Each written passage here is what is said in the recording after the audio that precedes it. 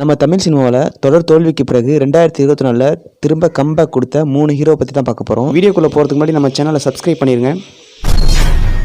இதில் 3வது இடத்துல யார் இருக்கான்னு பார்த்தாங்கன்னா ஆக்டர் ஜீவா. களத்தில் சந்திப்பு, சீரு, காஃபி வித் காதல், வரலாறு முக்கியம் இப்படின்னு ஒரு மிகப்பெரிய தோல்வி படம் கொடுத்துட்டு இருந்தாரு. சயின்ஸ் ஃபிக்ஷன் ஹாரர்னு வித்தியாசமான ஒரு கதை காலத்தில் டைரக்டர் கேஜி பாலசுப்ரமணிய இயக்கத்தில் பிளாக்னு ஒரு மிகப்பெரிய வெற்றி படத்தை கொடுத்துருக்காரு நடிகர் ஜீவா.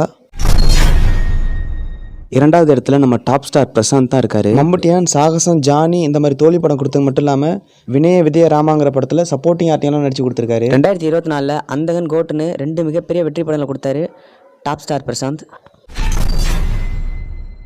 ஃபர்ஸ்ட் இடத்துல நம்ம சியான் விக்ரம் இருக்காரு. ஸ்கெட்சி, சாமி 2, கடாரங்கொண்டான், கோப்ரா இது போன்ற தோல்வி படம் வரிசையாக கொடுத்துட்டு வந்தார். மகான் ஓடிடியில் ரிலீஸ் ஆனதுனால அதோட வெற்றி அவரே கொண்டாட முடியலன்னு வேறு சொல்லியிருந்தாரு. அதை நம்ம கணக்கில் எடுத்துக்க வேணாம். பொன்னியின் செல்வன் 1, 2 இதில் மல்டிபிள் ஹீரோ இருந்ததுனால இதையும் கணக்கில் எடுத்துக்க முடியாது. டேரக்டர் பா ரஞ்சித் இயக்கத்தில் தங்கலான ஒரு மிகப்பெரிய வெற்றி படத்தை கொடுத்து மீண்டும் தமிழ் சினிமாவில் ஒரு முக்கியமான இடத்த பிடிச்சிருக்காரு நம்ம சியான் விக்ரம்.